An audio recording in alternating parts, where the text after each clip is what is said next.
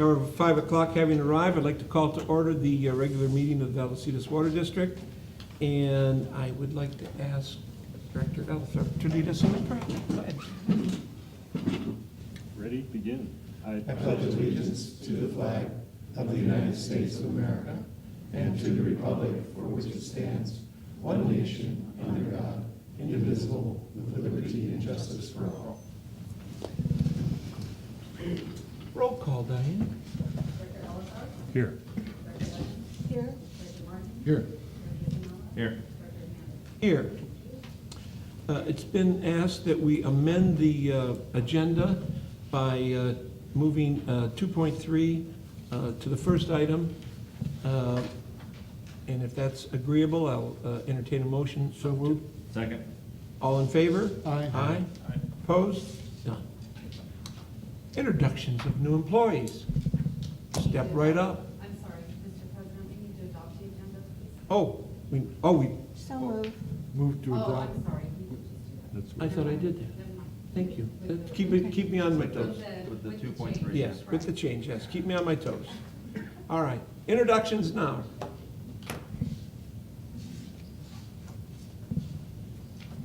Up, down, up, down.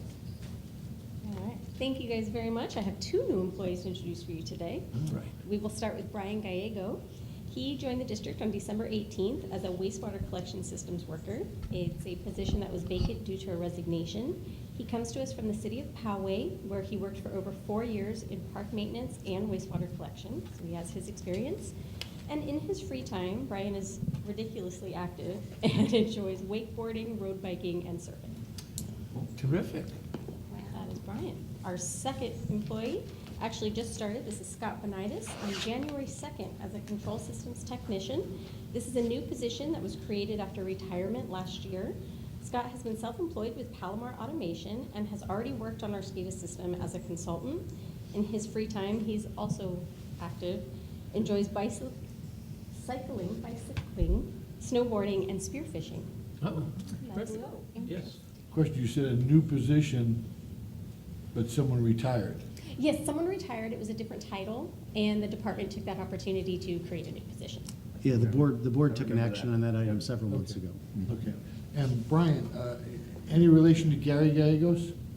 No, not No? that I know of. Okay. All right. Very good. Well, welcome, both of you. Congratulations. See if you can get a good shirt from Bridget, because I've been trying to get one. Got it, noted. They say they're coming, but so is Christmas. so- I'm working on it. Yeah, working on it. All right, well, thank you. Glad Thank to you have you guys. aboard. Thank you so Very much. much. Thank All you, right. guys. Thank you for being here.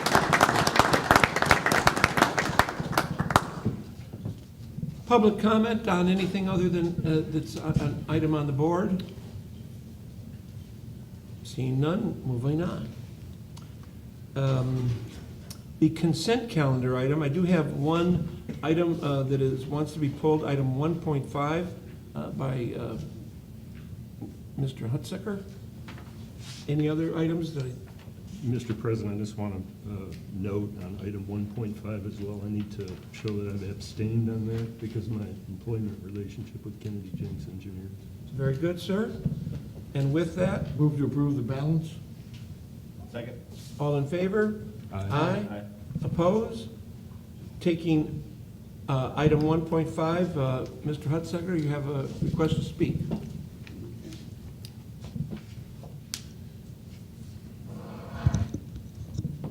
There's Mike Hunsaker, 115 Equestrian Court, San Marcos. I'm a little leery of having things that are unbudgeted with pretty much open checkbook things.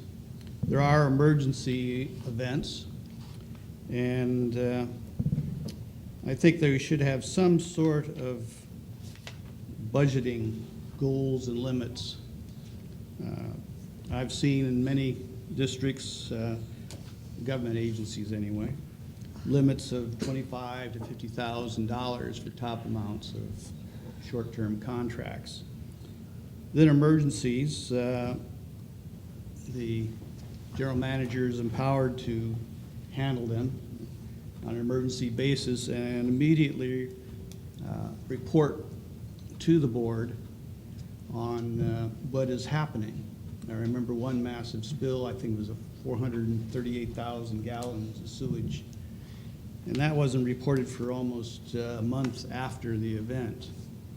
So I think I'd like to see some sort of limits for surfaces with a request to the board for going over those limits.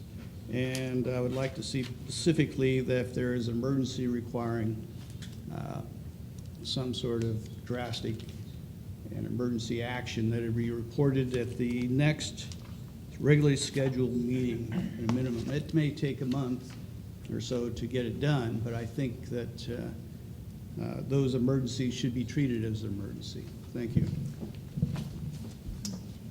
Very good. Entertain a motion Move to to, approve 1.5. second? All in favor? Aye. Oppose? Abstain? Abstain. One abstention. So noted. Thank you very much. Action items, moving 2.3 to the front, direct district pay schedule. Good evening, Mr. President, members of the board. Thank you for accommodating me and moving this item up to the top, and I'll try to make it quick, depending on how many questions you have. As detailed in the staff report, this item is presented for discussion mostly just regarding the format of the district's salary schedule. The district's current schedule complies with CalPERS requirements and shows pay rates for all positions as monthly salary ranges. You can see the current schedule on pages 54 and 55 of your packet. Also posted on the district's website is a document that shows the pay rate for each step within those salary ranges, and that's shown on pages 56 and 57 of your packets. For purposes of this discussion, the document that we refer to as the salary schedule is the one on 54 and 55 that shows all the job titles. Although CalPERS calculates retirement benefits using monthly pay, the pay rates on the district's salary schedule do not have to be shown as monthly. That's just been the standard practice. And we've done a survey of other agencies, and it's kind of all over the place. Some show hourly, some show biweekly or annual, so it really is up to the district as to how the information is displayed, as long as the requirements are met for CalPERS purposes. So a revised format for the district salary schedule has been developed by staff. That's shown on pages 58 and 59 of your packet, and it combines those two documents that I mentioned into one. So taking basically 4 pages and combining them into 2. So that way we have all the amounts for the steps as well as minimum and maximums for the salary ranges. We've also created additional formats for your consideration. One is an hourly pay schedule shown on pages 60 and 61, and an annual pay schedule shown on pages 62 and 63. If an alternative format is selected by the board, the revised salary schedule would need to be adopted via resolution at a future meeting. And just for your information, we will be coming back in the near future anyway with the cost of living increase that has recently been distributed. So again, this item is presented for discussion. There's no specific staff recommendation other than preferring to have one format that we post online instead of 4 different renditions that might be a little challenging to keep on top of the updates. And I'm happy to answer any questions you might have. Yes. I don't have any questions, but first off, thank you so much for putting this together. It looks really nice, and just I'll throw out my preference would be the one that's on page 62, the annual pay schedule.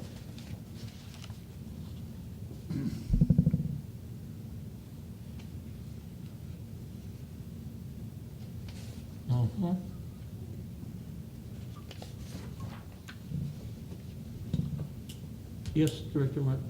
Yeah, I would agree. I'm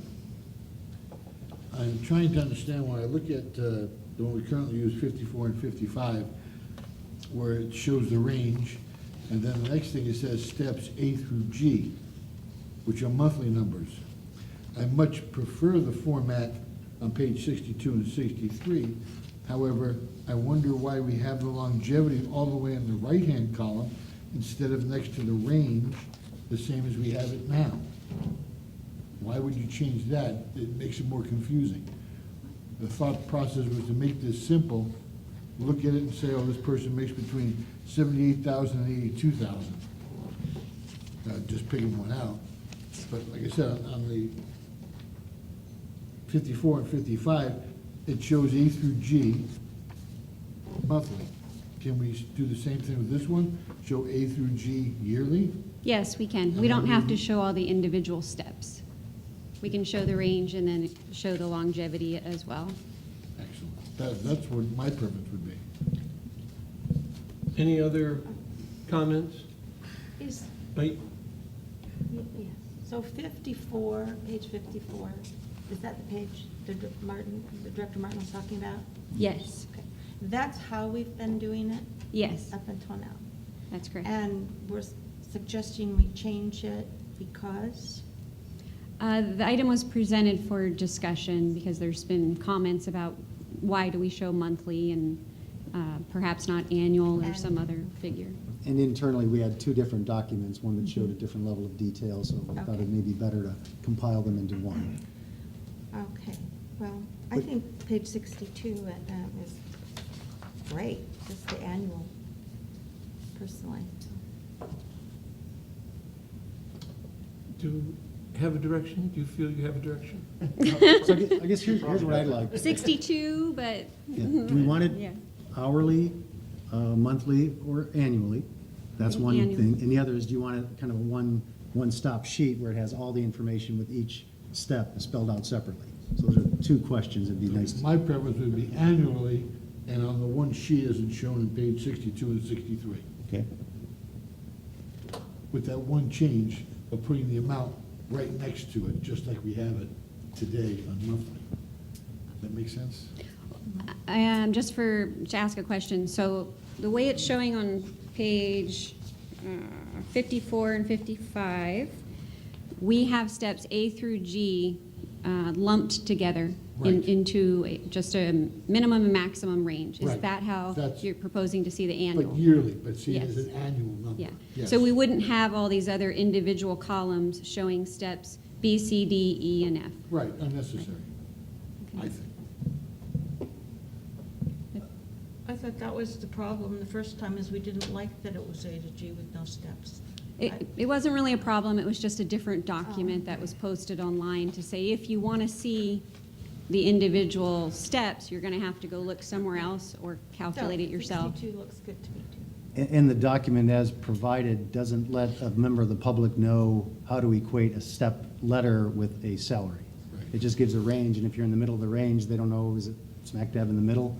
So with it being specified for each of the steps, there's no question as to where the salary is within the range. Well, Yes. another question, so we went with 62. Is there enough room to have the A, B, C through I, but before you do that, have like just the full range? So the range is, let's say it's 0 to 100,000, right? Hypothetically. And then we have the steps after that to kind of equate to, what those steps are. I'll have Is to that- defer to the creator in the room. I think we may have to lose like the range number column, and because we're running out of space and then the font gets too small.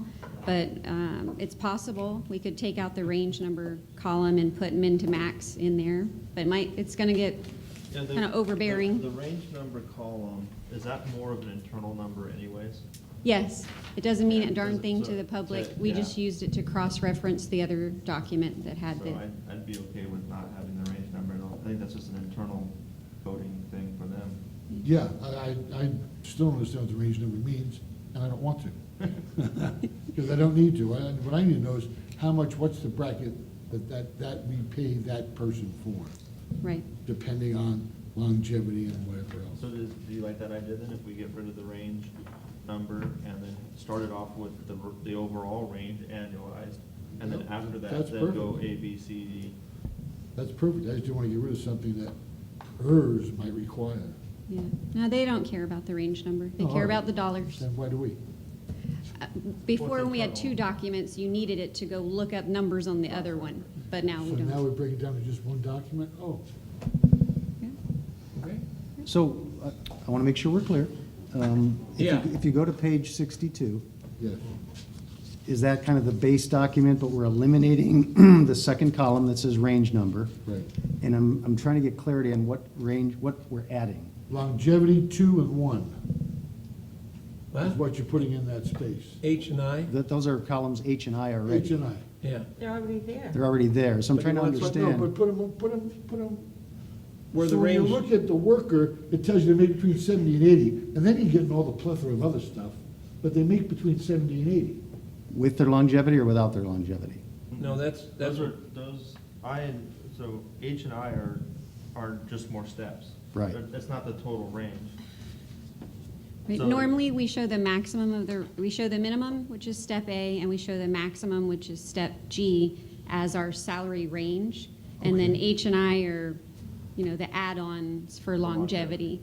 So they're usually sitting out there by themselves, or they were separately before. But we certainly don't want to mislead the board or the Right. public and just show through range G, because each of those ranges will make more than step G if the employee stays long So enough we- and has yeah, so- good performance. If I can, if you look at the top line on 62, the title accountant, we're gonna get rid of the range number and just maybe have it say range, and it's gonna, that range will be 67,728 to 100,068.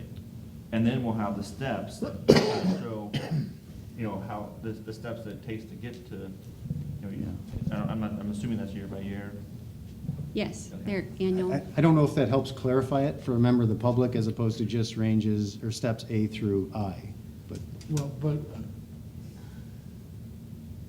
yes, sir. that would seem to be very clear to the public that an accountant makes between $67,000 and $100,000 a year, depending on how long he's been there, his longevity, his scope, but it tells people that's what the accountant makes here. What else could the public possibly want? What, The but, color of their car? You know, but I'm didn't just you saying. want to, didn't you want to move H and I to where the range is located? Well, I thought H and I was the range, Oh, Oh. okay, but now we need to go from low to high. fine, So that's what I'd like to see, is the low to high. okay. that's what Accountant makes these, between 67 that's what these all and show. 100,000. If you take accountant on page 62, the accountant, their salary goes from step A, 67,778, to step I, 100,068. Yeah, It's very simple. Yeah, What more do but we need? why is it highlighted, H and I? Because they're not annual steps. So They're 5 years. They have to Yeah. wait 5 years To between get to those. the H and 5 more to get to Yeah. I. so The if, others, they step up every year? Yes, yeah, assuming they're meeting all yeah. all the criteria, all the So qualifications. and- I would be at 20 years. then. yeah. Yeah. Okay. Any other questions? I do have a public speaker. you look at the public speaker speak. Thank you very much. Thank you. Thanks, Tanya. Mr. Hunsiger is our public speaker. I think we gave direction. Well, I don't think we had to. Oh, he's for, This is 2.1 is what, No, no, we're on 2.3, 2.3. excuse me, 2.3. Are you speaking on 2.3? No. Oh, hell, you're speaking on everything else. Sorry. So is that our direction? Did we give the direction that you asked for? Looking for board? Go from the lower amount Correct. to the highest amount? Yeah. Well, that's what it does. so that does that without adding an additional column. The way I interpret it, it says it exactly, it'll tell any member of the public, oh, it can go from step A to step I. Well, Yeah. but I thought we were Which you taking out can. the range column. And we can remove the column titled range number, but not add anything else back in. No, no, Okay, we're on the same page, I think. I think we are. Yeah. Yeah. Carrie, that was a face that says to Do we me, need a vote you're on not this sure? motion? Can I ask Director Martin a question? No, he doesn't know Yes, anything. Yes, by all means. So if Give we me your take opinion. out range number, that column, you're okay with it as is showing A through I? You don't want a separate column that has minimum to maximum? I think that is the minimum to maximum. It is. It's just showing So all the we're showing detail it. all the way across. Yes, I think that's what the columns are saying, minimum, maximum. Right. Okay, Minimum and maximum. So, right. so why take the Simple. range out? Just leave Then it. at that point, then we just. We don't need- we don't need to. They don't need to do any more than that. General code needs to know about what does it pay? Okay. all Okay. right. So I'm hearing us coalesce around what it looks like on page 62 Yep. and 63, as shown. As shown. As shown without the range, because you don't need it anymore. Right, So just, you don't need it, so it will just say position title, and then it will say steps A, B, C, D, E, F, G. Longevity is separate because it's 5-year jumps as H and I. And if I look at this and I wish to be a planner, I will know I can start at 64 and go all the way Yeah. to the next 100. yes. Pretty simple. Anybody else want to say the same thing again? Okay, All right, thank you. you're welcome. Thank Thank you you. very much. for Very your good. patience Awesome job. and understanding.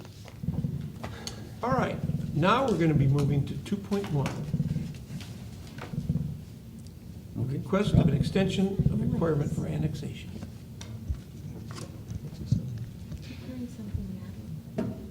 Good evening, President Hernandez, members of the board here. So this is an item that the board has seen before on a couple of occasions here. Back on July 20th of 2016, this item was originally presented before the board here, and the board did approve the conditions for annexation for the San Marcos Highlands developments. And basically what the Highlands development was requesting is the annexation of 44.06 acres of a project area into Vallecitos' sphere of influence and water service area, and also 66.53 acres into Vallecitos' sewer service area. That has not changed to date here. That request still remains active. The original conditions of annexation that was approved by the board had a 180-day window, which the board did extend on January 4th of 2017. And so that was approval for a 1-year extension, and that has since expired, so that brings us to today. The developer has informed us here that they're in the middle of a CEQA challenge, which they anticipate being completed later in the year. And therefore, they have requested another 1-year extension from the board for their conditions of annexation. As I said here, there's been no changes to the project here as far as their annexation request since then. So with that there, I would like to ask their board's approval to extend a 1-year extension for the completion of annexation conditions to January 17, 2019. And I'd love to answer any questions the board may have. Yes, Director Martin. Have we increased the amounts of money we'll be collecting from them for the annexation? Yes, sir. We have updated the annexation numbers, and that is shown on the staff report there on So the we're first making page. more money. The annexation fees have adjusted, yes, and I believe they have increased, yes. Thank you very much. And before we make a motion to recommend, I'd like to speak, have the public speak. Oh, sure. 2.1, Mr. Hutzinger.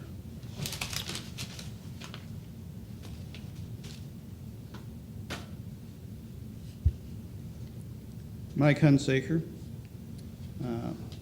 I've been working with a number of community citizens and work committees that have opposed this project for some time. And it appears that in some cases it doesn't seem like the rules really mean much if there's an extension on extension. We have a situation where we need a new master water plan, and it's about 1.5 years late. And there's been the question of whether or not all of this has been included in the original master water plan, and whether or not we will have waste treatment capacity, which are getting more expensive, or whether or not we will have water in a drought. As you know, we've had some relief with some local rain, but the drought continues. We may have enough to survive this year, but next year is problematic. And as I've read one state law, if we're below average in rain for 2 years in a row, we automatically have severe water restrictions imposed, mostly on single-family dwellings. I am assuming, and I'd like confirmation, that these annexation fees do not include the capacity fees, and that when those ultimately get raised, especially for waste treatment, that they will be required to pay the capacity fees that are in effect after the master water plan is done. And that's it. Thank you. Want to answer Rob, if you- that last question? I think it's pretty obvious, but. Yes, Director Sinella. So the last condition in regards to the capacity fees here, note the capacity fees would still be due. They would be due per district policy prior to occupancy and final building permits for the entire 189 single-family homes that they're proposing. Okay, thank you. Yes, Move to approve staff request to approve item 2.1. Second. second. Any further discussion? All in favor? Aye. Opposed? Carried. Thank you. Thank you very much. Thank you. Thank you. Thank you very much. 2.2, award a professional service agreement for the district-wide solar project. Thank you, President Hernandez, members of the board. This item starts on page 49 of your board packet. And this is an item that the board's been talking about for well over a year. And with that, the item itself was actually delegated to the Engineering and Equipment Committee to discuss. Main purpose and main direction coming out of the committee was to look at basically savings to the boards on operational costs, a return on investment, and at the end, the intent is to save ratepayers basically on O&M and operational costs. With that, the Engineering and Operations Committee gave direction to staff to move forward with sending out a request for proposal to seek out a consultant to represent the district. So this consultant would represent the district in not only figuring out what projects were viable from a return on investment standpoint, but also manage and help us with their expertise, because we're not solar panel or battery experts here at the Water District, on implementing and ensuring that what we send out there gets actually implemented and actually performs per our specifications. With that, on September 18th, the district sent out a request for proposals of 5 consultants. On November 1st, we received 3. Of the 3, Tierra Verde Renewables was unanimously picked through our evaluation process and also through their reference checks as the most qualified consultant. On December 19th, staff met with Tierra Verde to negotiate and clarify their scope of services.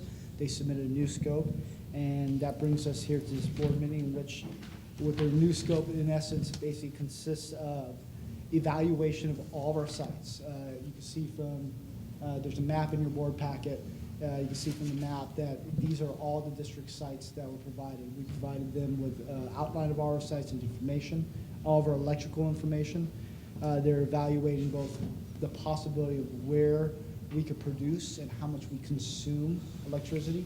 They're not only looking at photovoltaic or solar panel projects, but they're also looking at battery backup projects and other renewable or energy-saving measures. The site selection process is the next step in which they'll select, and for this purpose, we had to make an assumption so they could scope the project. 3 sites. At that point, we bring this project back to the board to evaluate the 3 sites, present it as what the return on investment is, and get direction from the board to move forward with the sites and in what manner. So they could be a power purchase agreement, they could be paying for the site to get a different type of return on investment. All those options are on the table within the evaluation. Once the board and staff has moved forward to give Tierra Verde Renewables direction to move forward, there will be a design build process in which they'll basically produce 30% plant and specs, help us with selection of a solar power developer, and help negotiate any contracts if it were a power purchase agreement project that we send out, and also ensure that the specifications and the design and any changes in the design are reevaluated to make sure we're still meeting the intent on our return on investment. Program management includes evaluating all the contracts and regulatory issues as part of the solar projects included. Construction management, as I mentioned earlier, we're experts and we have expertise in water and steel tanks and water pipelines, treatment plant, sewer lines, but we do not have expertise in solar panels and batteries. So they're going to provide support for our staff on that. And then finally, performance guarantees. How do we know that this thing is performing the way we spec'd it out and we're getting what we paid for? So all those things are included in their scope. Their total scope is for $212,322. This project is not a budgeted project within our fiscal year or a long-term project. So with that, the request from staff is and to basically create a new budget item for approximately $290,000, which includes staff time, overhead for staff, existing time spent on the project, and of course, the actual consultant scope. Also, one thing I forgot to mention is within their scope, they're also looking at any grants or fundings that are available to help reimburse either the project or even the evaluation itself. With that, I'd be happy to answer any questions. Director Ellison. Yeah, the subsequent return on investment calculations that'll be done, will they include this project cost? Yes, they will, and also they will be presented to the board as when we evaluate the 3 different projects. Yeah, I think it's important that it's kind of an all-in cost, including this effort itself. So. Okay, thank you. Director Evans. Thank you. Now, you said they're going to evaluate all of our sites, and there's over 30 of them, is that correct? Yes. 30 sites, and then they're going to select 3 best when they design build process for 3 sites? Yeah, they may select even more in the recommendation, but we had to make an assumption for the scope. So we scoped 3 projects to build. And within the subject, they scoped 3 different types of projects. So this way, it's very clear. So when we present the findings of the evaluation to the board, if there's great return on investments for 4 or 5 sites, then the board direction may be to move forward with that because there's a better return on investment. So we're not locked at 3. 3 is just what we had to pick, so this way everybody could propose on the job on a level playing For field. the RFP. All right, and then I did notice that you have a caveat that they would be excluded from building the projects to prevent. Yes, absolutely, and thank you for mentioning that. So this consultant is our consultant representing us. We felt that if there would be a conflict of interest, if they were also able to suggest a partner company or their parent company to build the project. So we want to ensure that they're representing us and we're getting the best deal that we possibly can on any return on investment. And all the firms that submitted are fully aware of that when they submitted, that they've excluded themselves from future consideration. Okay, I think that's important. And then I just have Yes, another. yes. My other question was, maybe I missed it, but did we have sort of a timeline? Yeah, I apologize. I didn't put I the didn't schedule in there. catch it. We're still finalizing the final schedule based on our last meeting. We have their final scope. Within the proposal, there's about a 90-day for a draft evaluation. So Okay. about a 3 months, but really it'll be almost 4 months before the board sees it because that's just a draft. Right, And I from understand there, depending on the projects we pick, because some projects are more complicated, we ask for a new schedule based on that. So if we're building 3 small projects, it's going to be a fairly short schedule. If we build 1 large project, a major, 1, 2, 3, 4, 5 megawatt type of facility, obviously that has a longer timeline. So we couldn't scope the full from, cradle to bed type of scope because there was too many unknowns. But we're assuming around that 4 months for the rough draft to. About 3 months before staff sees the rough draft, the first draft, a good 4 months maybe before the board sees a presentation on the evaluation. Okay. I think that's it for now. Thank Director you, Ellison. President. Yeah, I was curious, who's the project manager from Terra Verde? Kevin Ross. Thanks.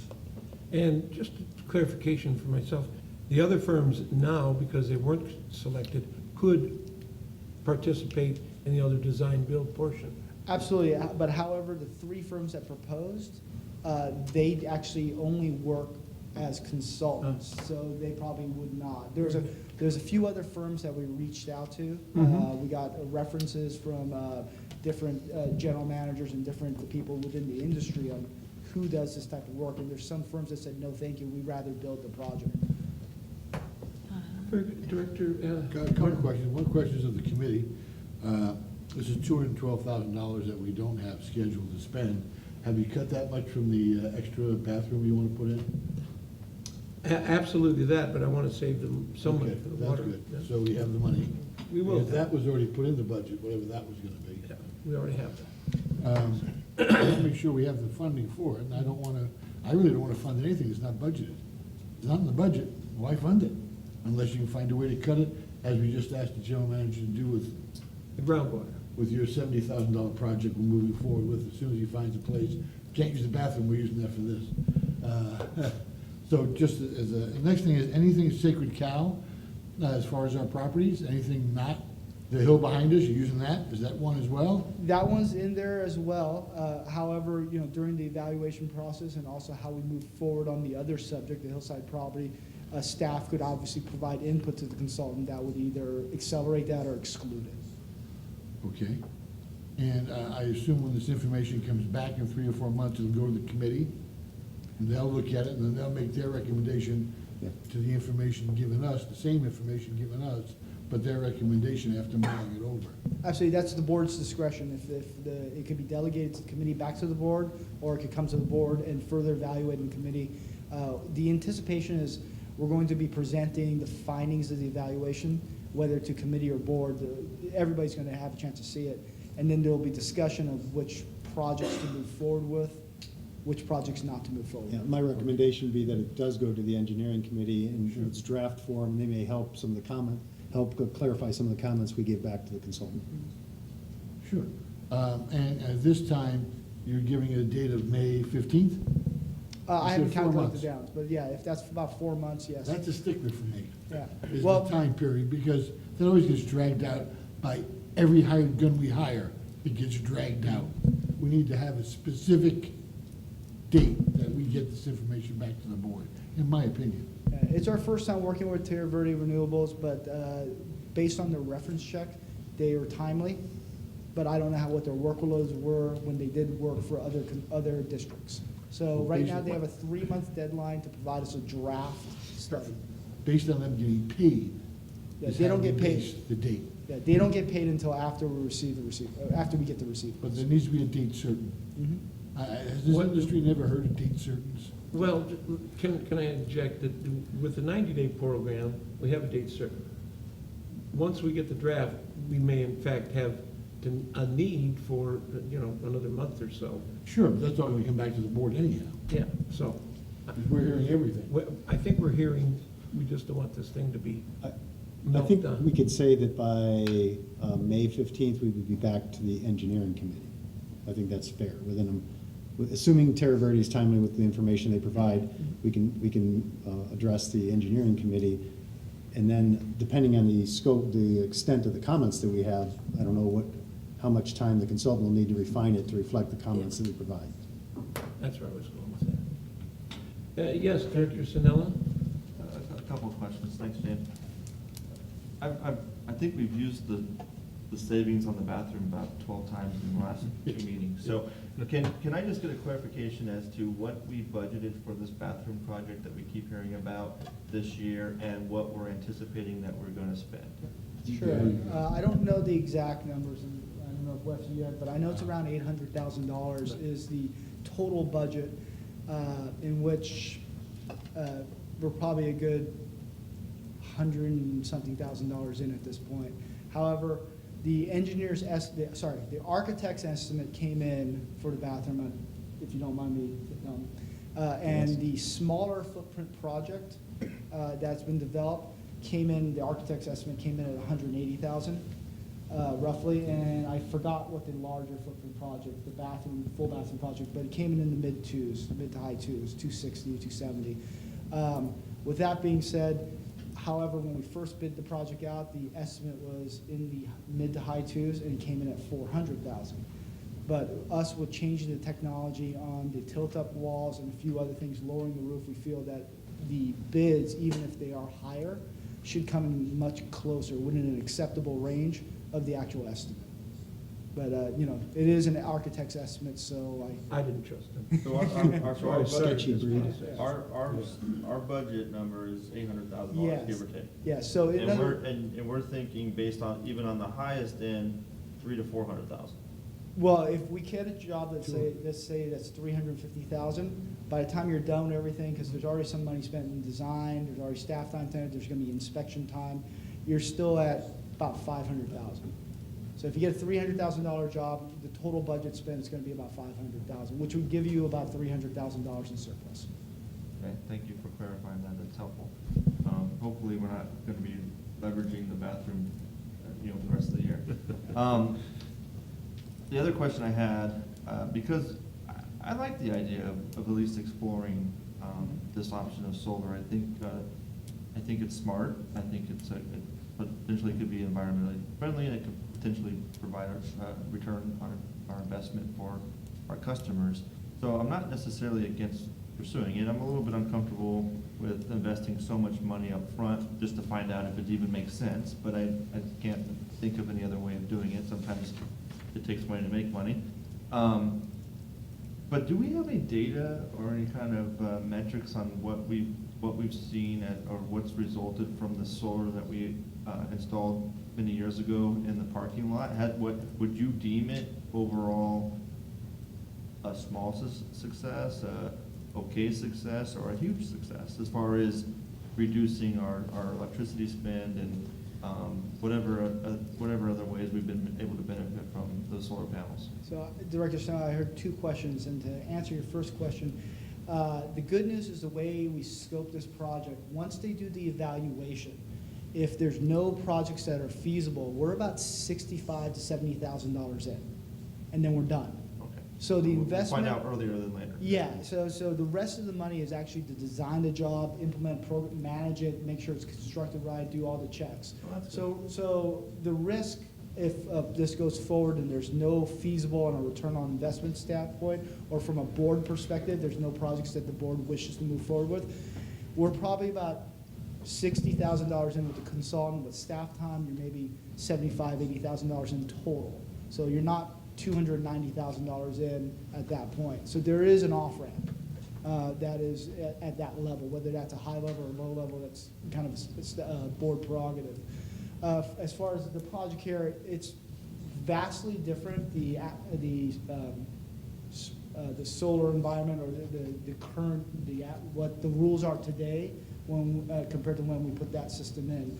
So when we put that system in, that was more for environmental reasons.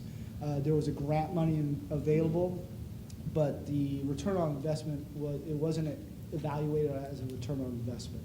I couldn't tell you what the production or savings are today.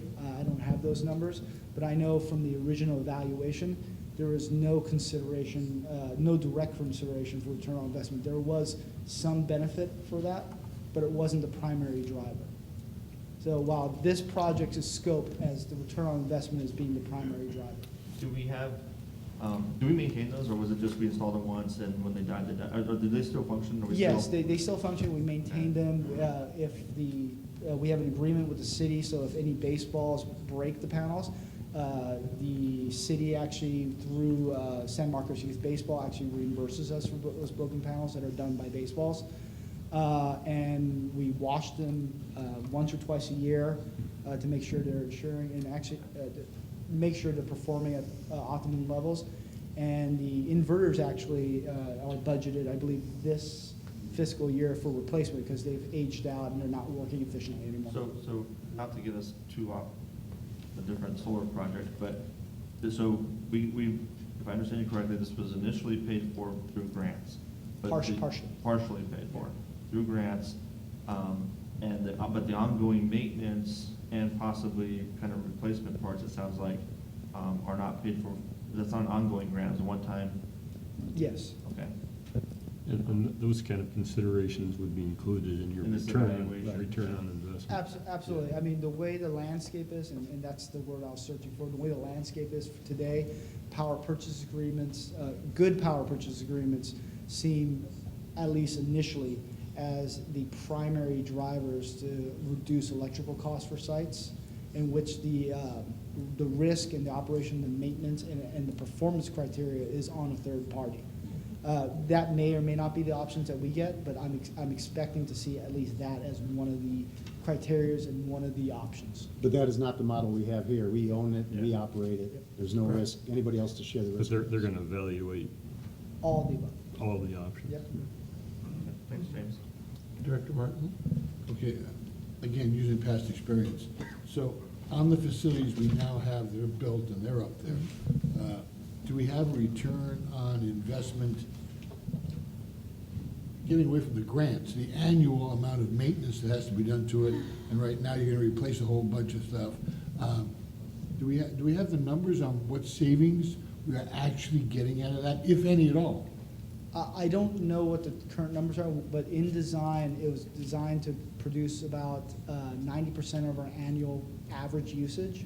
And at the time, so 2006, at those electric rates, it was about $90,000 a year in savings. Okay. Now, I don't have the other side of the ledger, which is what the cost was for maintenance. But I know for the first several years, there's zero cost, because they came with 5-year warranties, and if there's anything that happened, the contractor was responsible. But since then, the only cost as far as labor that I'm aware of is once or twice a year, we rent a scissor lift and we wash down the panels over a day or two period. Besides that, I'm not aware of any other costs, because any broken panels are usually reimbursed by the city of San Marcos or the baseball. But before you invest, you just said you have to purchase, something needs to be replaced out there. Yeah, the inverters have 10-year lifespans. They've been in since 2005, 2006, so they've outlasted their lifespan, so they're gonna get replaced in the next year or two. So when the inverters get replaced, when that hits the budget, are we gonna see a ROI on that? We're gonna see that by replacing inverters, we're gonna save X amount of dollars in electricity. Yeah, I mean, you could look at it two different ways. Without the inverters, the panels do nothing. Right. Okay, so the panels produce $90,000 a year based on those rates. Maybe it's 100 now, but they lose efficiency 1 or 2% every year. So I don't know what they are, but let's say they're still 90 because of, even though energy rates went up, they lost efficiency. So let's say they save $90,000 a year. Inverters cost about $100,000 to replace. So you'll get, in about a year and a couple months, they'll pay for themselves based on that $90,000 a year. Because if not, you'll have panels that have 25-year lifespan that are now in about half their life. They'll be useless. So it's pretty normal to use. So the return on investment of that, I mean, without really knowing the numbers, very simply stating, it'd be about a year and a half to return on investment for inverters for those panels. It seems to me that 5 or 10 years ago, we were very proud of the savings, and somewhere out here you had a meter showing what the savings were on an ongoing basis at any point in time during the day. Used to be out here in the hallway, unless I'm going crazy. Yeah, Whatever happened to that, and why aren't we proud of it anymore? it broke. Can it be fixed? The inverter company from the original went out of business during the recession. So there's no support for those inverters. There's no support for that hardware. There's no software updates. That's one of the, and I know we're getting off topic, that's one of the reasons that not only are the inverters past their due date, they're not operating efficiently, but also there's no support for them. Okay. And we're not really getting to a point, because what's important to me is we're about to spend $200,000 on something that we need a return on investment to get involved in at all. If there's no return on investment, other than saying it's the right thing to do, our customers don't want to hear that, and they're jacked up rates. Absolutely, and I tried to hopefully make it clear in the staff report, the intent of the RFP was stated that our primary driver is return on investment to help save money for ratepayers in the long run. And that will be the primary focus of the evaluation. Thank you, sir. Thank you very much. And before we make a recommendation, we do have a public speaker. Second. We got that, We Director. had Oh, I'm sorry. Director. I'm sorry. I just was wanting to confirm that what you're saying is when if we go with this when Terra Verde does its research, it's going to take into account those replacement needs Cycles. and all the operation and maintenance. Life cycle That's- costs, yes, So that when they tell us, they can tell us actually what the return is. yes. That's, there's. Just want to make sure that's what you said. Thank you. Very good. Mr. Hudson?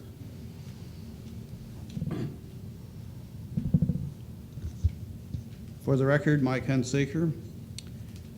I attended a panel discussion on CCAs that's coming in, and the representative from Sempra made a couple of interesting points. One of them is that Sempra really doesn't make money off of power generation. It makes its money, 80% of it, on distribution. Now, if you have a number A solar facility, if you have to pump the energy into the Sempra's or the SDG&E's distribution system, you're going to have to pay their distribution costs. Solar is fine if it's at-site consumption. Now, if you're going to have a plant in one side of the district and you got to pump the energy to the other side, the economics changes dramatically. Yeah. No. The other problem we have is something that we may not have any control over, and that's the CCNAs coming into effect.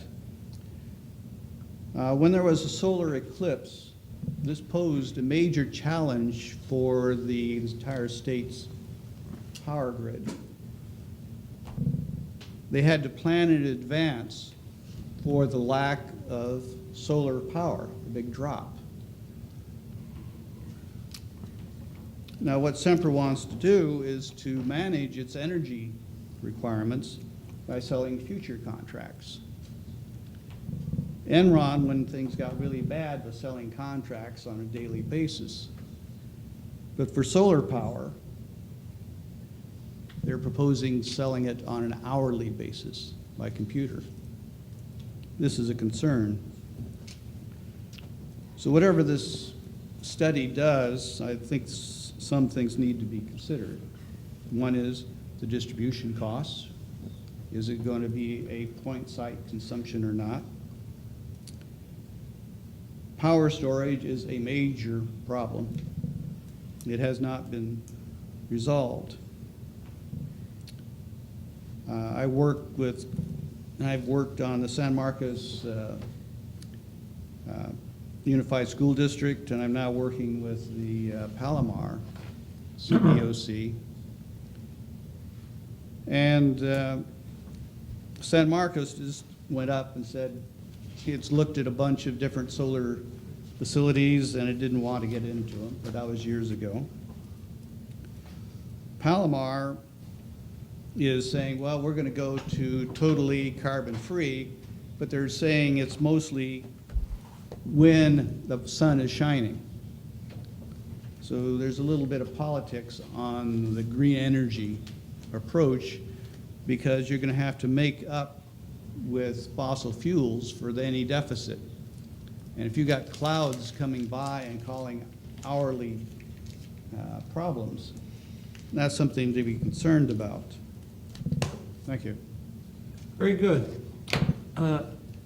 Recommendation? Yes, sir. There's one thing to add before we, yeah, I don't have a problem with recommending it. I guess I can justify $200,000 being spent for solar energy more than $500,000 for an extra shower head. It makes a lot more sense to me to go for that. But again, I can see myself, and I miss Margaret Ferguson at times, because I can see her sitting here saying, well, when we put that solar in 20 years ago, we had a meter, and we showed people we were savings, and we had an ROI, and here it is 16 years later, and nobody knows if it's making money for us or losing money for us. It's an unknown. So I'm just hoping that we go into this looking at long-term, because 20 years from now, none of us are going to be here. Well, the majority of us aren't going to be here. And I'd like to see what that board and what those people think. So just a thought. But 200,000, it's not a lot to look at the potential for doing something that's good. in my opinion. So I make a motion to move to approve. Second. Sorry. All in favor? Aye. Opposed? Thank you very much. All right, now we're on to 2.4, the investment policy. Thank you, President Hernandez, members of the board. Starting on page 64, you have before you a staff report and a draft investment policy for calendar year 2018. Each year, by policy, we come to you for consideration of any changes in the investment policy and adoption. Even if there isn't any changes, annually we adopt a policy for the calendar year. This one's a little bit more robust in changes because we anticipate having a investment advisory firm manage our investment portfolio, since we currently do not have a finance manager. The policy changes that we made, we reached out to San Diego County Water Authority. They provided us with a model that was actually provided to them by Chandler Asset Management, a very well-respected investment advisory firm. And we looked at that model, kind of combined it with Aqua JPA's investment policy, and considered our own portfolio. And the draft before you is a change from our current policy, which is geared towards a passive investment strategy. But when you have a professional expert investment firm coming in, they're going to want to actively manage that portfolio. So the changes are so they can hit the ground running when they come in, but it's also flexible enough where if we don't have a investment firm come in, if we do it in-house, the policy still works. So you have that flexibility in there.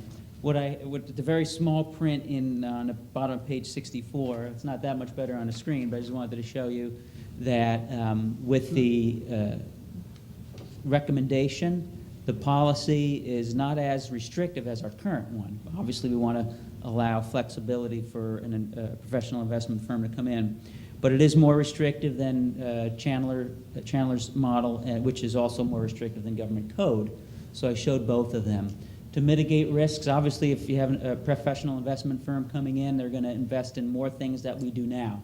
So we added some permissible investments to this draft. But to mitigate risk for market rate interest fluctuations, we limit maturities. And then to mitigate risks of credit risks, we limit the amount of that you can invest with one issuer or institution. And that's what's shown here, is the limitations under our current policy, the limitations under this proposed policy, the limitations under the Chandler Asset Management policy, model policy, and then government code. So this will accommodate a professional investment firm coming in. I know it's a lot to look at. Hopefully you had a chance to review it, and I'd be glad to answer any questions you have. If the policy is adopted today, we'll move forward with sending out an RFP for investment services. Director Martin? Yeah, gosh, we just made one decision today, and now there's another interesting decision that I think should be handled the same way.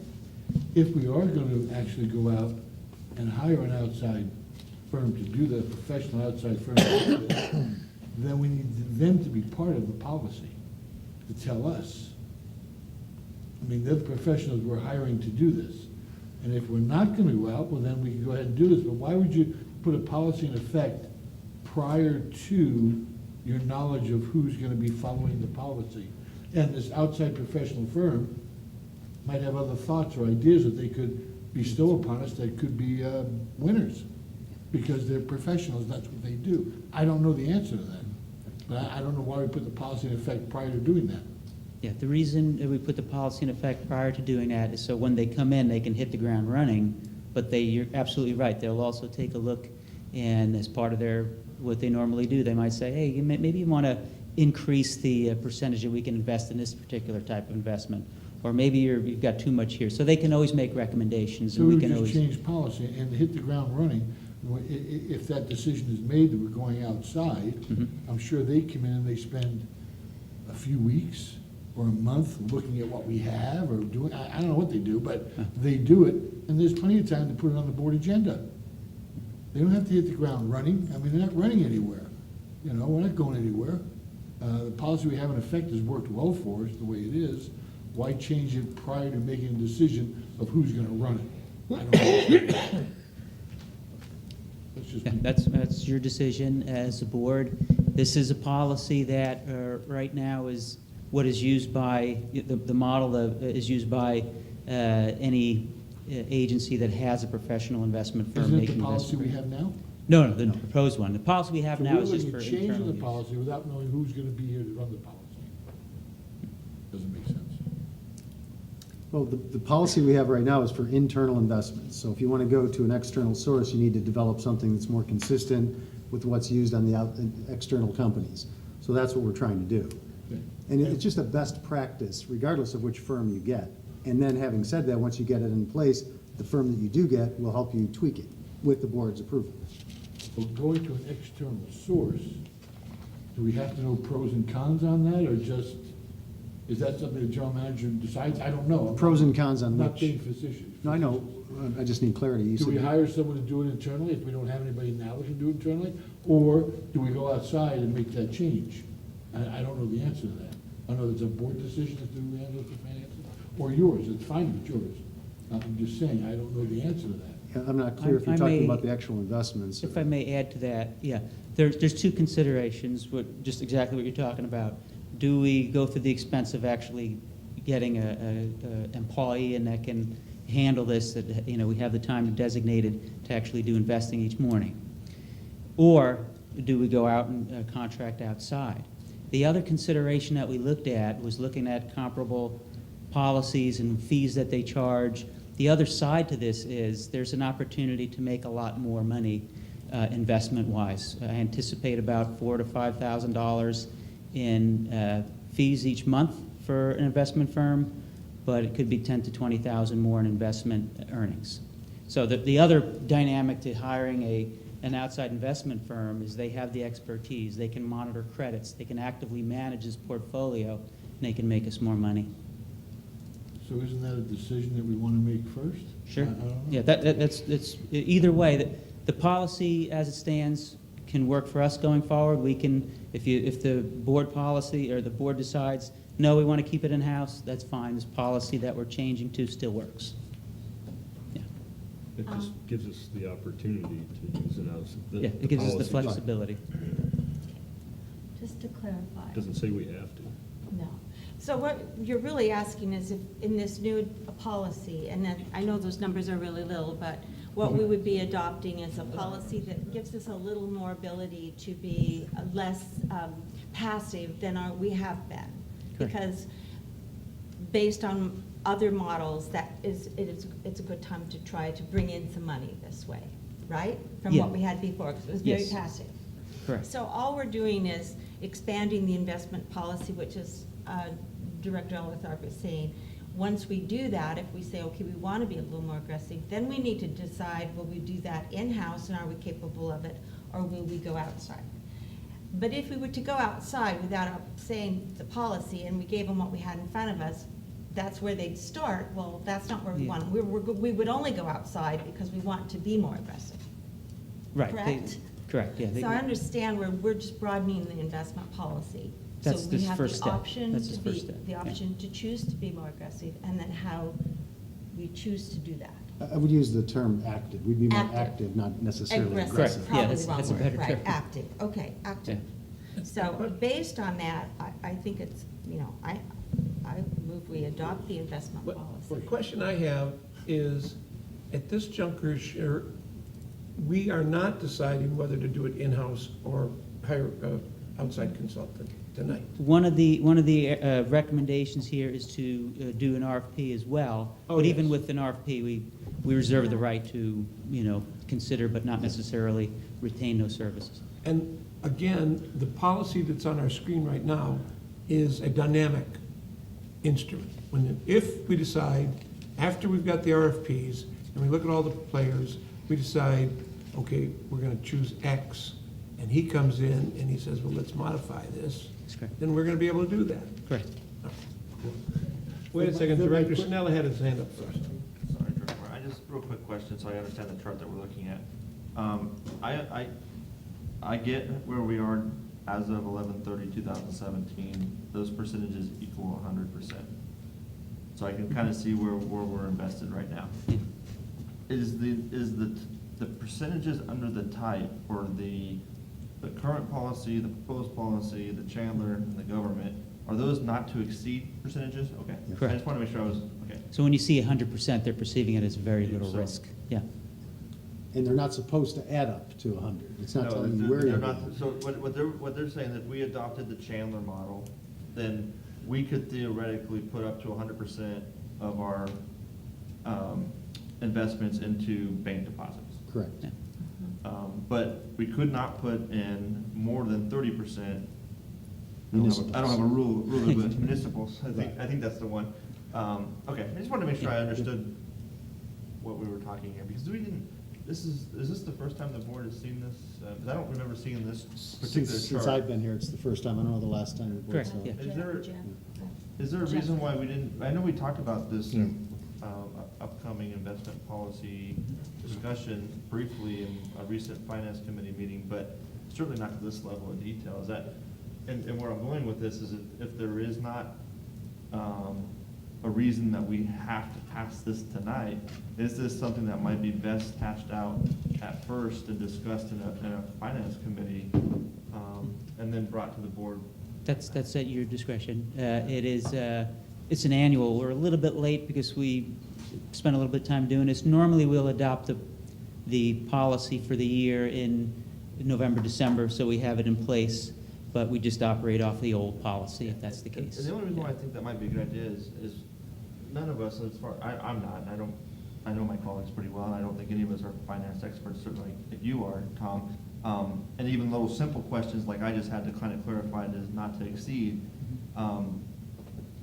those might seem like minor things, but the overall policy decision here is, and Director Evans kind of hit it. Yeah, you can use the word active or aggressive or whatever, but we're changing kind of, we're talking about potentially going from very, very conservative or somewhat conservative to lesser conservative.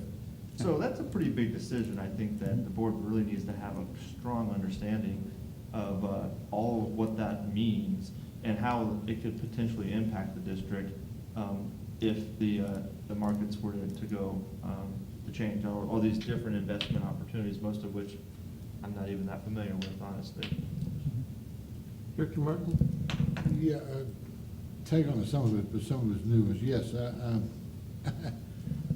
I want to say this nicely, but I do feel a little bit slighted, because it's like, oh, it's going out for solar power, but not involving your committee. This is all finance. Finance committee no way has been even explained this to whatsoever. And there's a lot of questions that needs to be answered, I believe, from finance people as well as the entire board. But I think it would save a lot of time, instead of people saying there's nothing for finance committee to do, to say, yeah, we got something come up with the agenda, we better pass it by them because it makes life a whole lot easier. We've been using the current policy now for quite some time. I see no reason to change it. If you make a more aggressive policy, then there's more risk involved. How much risk? I don't know the answer to that. I'm not a guru. But there are people out there that are gurus. And that's what we want to hire, the guru. well, if you want to hire a guru, or if you want to do it internally, John, I assume, is the guy that did it internally, because now we don't know what to do. We have a finance staff, but they don't know what to do about this. No, I think we should probably set this up better. It's not that we don't know what to do, we don't have the people to do it. So We're that was we're down a John's- finance director. Is it a full-time job to do this? To act- No, it's not. Okay. But it's a portion of a person's job to stay actively on top of managing the investment portfolio. We don't have the resources to do it, and that's the intent of this, is to get additional resources that come with an expertise. And I don't disagree with that, but with the expertise, if you're gonna be more aggressive, you're riskier. That's hand in hand. That's the decision we have to make. Economics 101. Attorney. Yeah, I think you guys have covered it, but the investment of surplus money is really one of your important decisions. And we have historically had a very sound policy. And you may all remember a number of years ago when Orange County went bankrupt. And it was all over having aggressive investments. Now, the world has changed, and what is allowed under the government code is very, very restricted, and it's very, very conservative. So, but there is, as Tom has been pointing out, there is a little bit of a slight amount of wiggle room, and you're still going to keep yourself in, conducting your fiduciary duties within the parameters that you can do it. So the question really is, you need to educate yourself, okay, a little bit more about this subject. Maybe good idea to talk about it in the committee, but you need to, as board members, educate yourself a little bit and see if this is something you want to take and explore. And so we do, every year he brings us an investment policy, and he's got that again here. But in order to bring in these guys that are a little more active, they've got to have the ability, the flexibility, slightly more flexibility that a new policy would allow for them. Doesn't mean they're going to do it, but they need to be able to explain to you and make sure that you feel comfortable when they're investing these things. So, Well, I think going back to the committee with this particular document should be accomplished to get at least all the questions that perhaps they have. I don't think it's going to make much difference one way or the other, because the decision will be in-house, hire a person, spend money there, or spend money outside. And we've been talking about outsourcing. This could be an opportunity to outsource. Or just leave the policy as is. Well, yeah, but even if we left it as is, we have to have somebody do the work. I mean, I don't think we can just let it flop around by itself. We have to have somebody to review it, and we don't have the resources to do that. So we either have to have somebody look at it, hire somebody internal, or the consultant. So I think taking it back to the committee, hashing it out, bringing it back to us, that way we don't have to, we'll have a recommendation from the committee. President Hernandez, if I may, another alternative to that is let us go ahead and release the RFP and start looking for a firm while concurrently taking the investment policy to the finance committee. Because it is going to take time to release the RFP, give them time to submit, to evaluate. My intent all along, and I'd mentioned it before the meeting, was to take the proposals that we received to the finance committee to involve them in helping us select who the firm would be. And at that same time, I figured we'd talk about the investment policy. So if the concern of the board is making the formal change on the investment policy, that can lag. We can hold off on that, but I don't want to delay going out for at least going through the RFP process. Doesn't mean we have to hire anybody right now. Yeah, I think that's a good idea. Yeah. Director Jones. And I think the other point is we're not making a decision to be more aggressive tonight. We're just expanding our options. Right. So, with that, entertain a motion? I entertain recommend release or request for proposals for investment Oh, sorry. management services. I'm sorry. Hold that motion. Oh, hold it. Hold that motion. We have a public speaker that wants to discuss parts of this. And who would that be? Well, That would be the Mr. public. Hudson. Mike Yes, sir. Hunsaker. What you are considering is something that I had to consider with my wife, with her trust. She had the so-called dynamic management system going in place. It worked pretty well for her. She had something like a 14% return on her trust from this sort of dynamic work. But in talking with the consultant, which was used by the bank, is mentioning that we are going into much more unsettled times, and we're going into an environment where interest rates will rise, and there is some discussions as much as 1.5% increases in some of the discount rates. So this is a period of time in which risk, even with supposedly non-risky instruments, is increasing. And I also went through, I actually lived in Orange County when they had their bust. And I also have a friend who served on the FBI who investigated that bankruptcy. The landscape has indeed changed considerably, and there is less wiggle room. But I do ask that whoever we look at, that we make sure that we can terminate them for poor performance, at least an annual review. And secondly, if we make some big report about head count, that we include some sort of asterisk and footnote that we're eliminated one position in order to hire outside consultants. Thank you. Very good. Oh, I do support the idea of going to the Finance Committee. Director Evans, you were going to make a motion? Yes, I would like to authorize staff to prepare and release a request for proposals for investment management services. Very good. Second? Second. Second, all in favor? Discussion, Oh, President? excuse me, thank you. So then, by doing this, though, are we inferring that a decision has been made that we're going with an outside firm, because we're sending out RFPs, we're certainly not gonna waste their time. No, we We're sending aren't. out RFPs. There is so no, we're not. there's no Okay. decision being So we made. can still do this internally. Yeah, we're gonna do the, Excellent. yeah, we're just gonna see what people decide to bring in. So we'll waste their time. Yeah, They don't In- consider it a waste of time. they don't. We have a motion, a second. All in favor, say aye. Aye. Aye. Opposed? You carried unanimously. Very good. Item 25, Aqua Regional 10, seeking a Regional 10 board candidate. All right, Vallecitos is within Region 10 of the Association of California Water Agencies, and Region 10 currently has an opening on its board and is seeking nominations from persons interested in serving. They will serve, the position will serve the remainder of the 2018-2019 term. And to be eligible, anybody interested must submit a nomination form, which is included in the board package, and include a resolution of support from the board on which they sit. Nominations are due on Friday, March 2nd, and the requested action is for the board to discuss the item and direct staff on how or if to proceed with submitting nominations. I would like to apply. Very If I can good. get a resolution. All right, we do have someone. Anyone else interested? Well, there we go. I would just add to it, I used to be the person, and what happens is in San Diego and Orange County, it's kind of split between the two. You go on for 2 years, and then you're off for 2 years.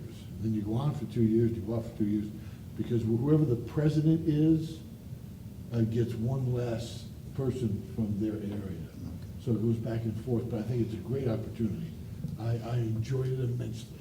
Very good. Fill out the application, and we have plenty of time, or we have enough time, so All you right. can bring that back. Very good. Let's see. Item Do 2.6. you need anything more? Do we need a motion for the Well, there's a nominee? resolution of support, so whatever it takes to get the resolution. Oh, okay, well, if you have one in, very, yes. A motion to nominate Director Evans, is that what we're looking Is that for? what you need? Do I need to make a motion to nominate myself? No. I said so moved. Oh, okay. Yeah, Director Hello, Martin. All hello. right. yeah, Second. I'm deaf. Yeah. All right, there's been a motion and a second. All in favor? Aye. Opposed? Very good. Very good, thank you. All right, now 2.6, LAFCO Consolidation Development Oversight Board. Okay, this is a somewhat similar item. So the board knows that a while ago, the redevelopment agencies in the state were kind of, it was determined that they should be dissolved. And as part of that dissolution process, successor agencies were established to oversee the process because there's remaining projects and monies that need to be determined what to do with them. And each successor agency has an oversight board to make sure all those things are being taken care of. And the oversight board is comprised of representatives of local agencies within that serve that redevelopment project area. One role of the oversight board is to determine how the property tax revenues get allocated, since they're allocated differently than they were when they're redevelopment agencies. And since Senate Bill 107, that mandates that the consolidation of all 17 successor agencies, it requires that one of the 7 board members be from a special district that is a special district. There's only a list of 19 of them. Vallecitos is one of those 19. So our board members are eligible to sit on the oversight board for the successor agencies for the 17 redevelopment areas in San Diego County. I would be very interested. Only one agency out of these 19 is chosen? Yes, I Is that believe what I understood? the state, the Senate Bill 107 says that one seat is reserved for those. Oh, Yeah. I don't Out know of if it these- means that more than one can't, but at least Okay. one has to I be just wanna make filled sure I by understood a it. special district. Well, we have interest being shown by Director Martin.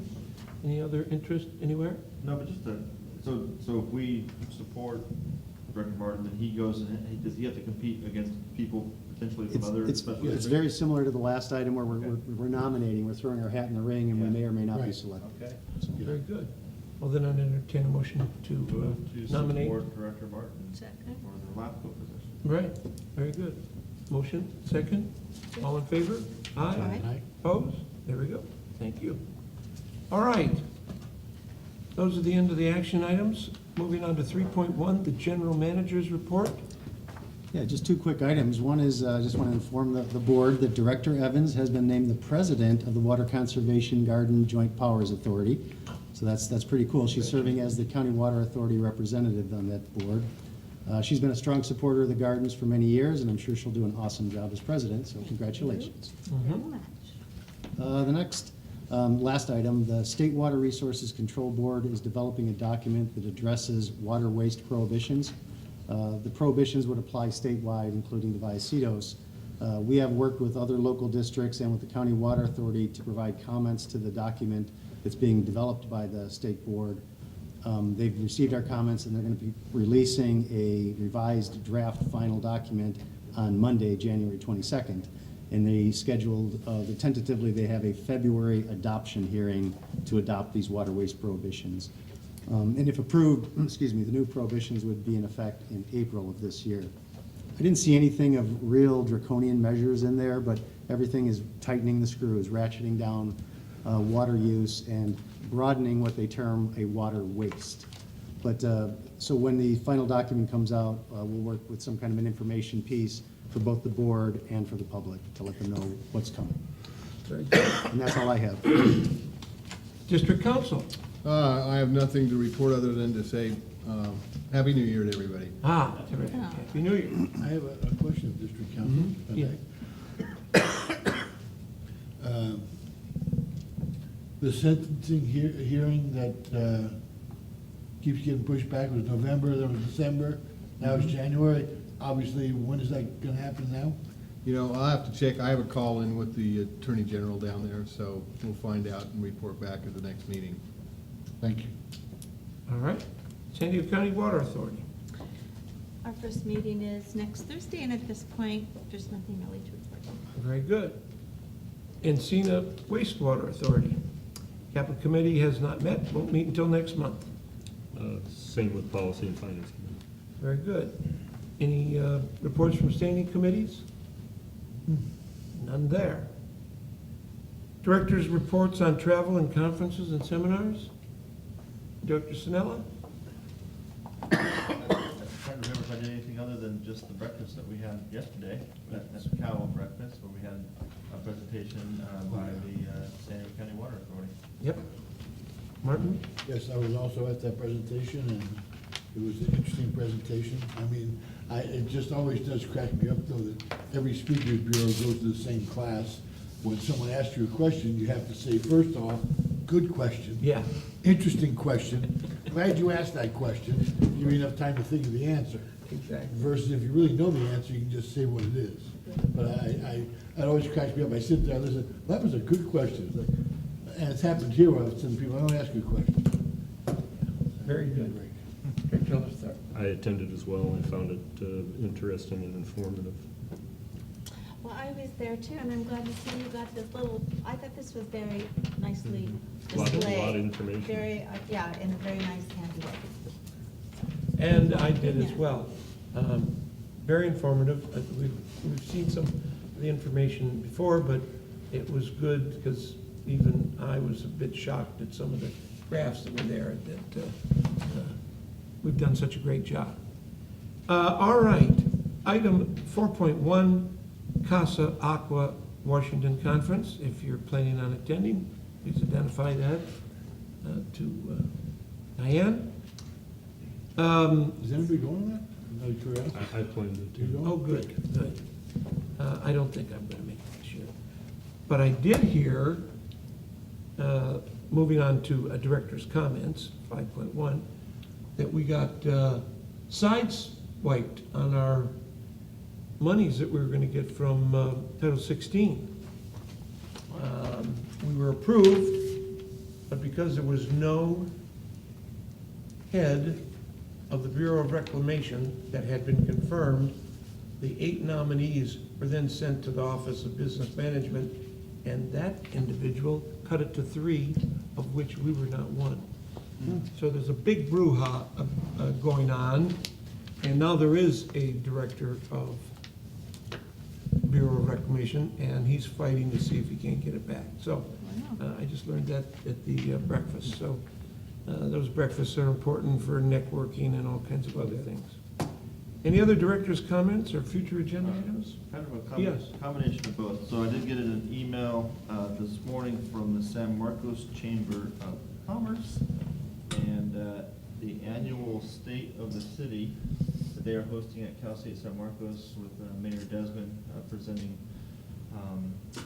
his annual State of the City address is coming up on March 7th. And I know this is over the course of the years, we've participated in this that activity every year in some shape or form, but I thought while we have a couple of board meetings between now and then, maybe it's something we should put on the agenda to talk about per diems and potential sponsorships. If, you know, I'm not advocating, I'm just saying we only have a couple meetings to talk about it, so if we're going to talk about it, let's agendize it.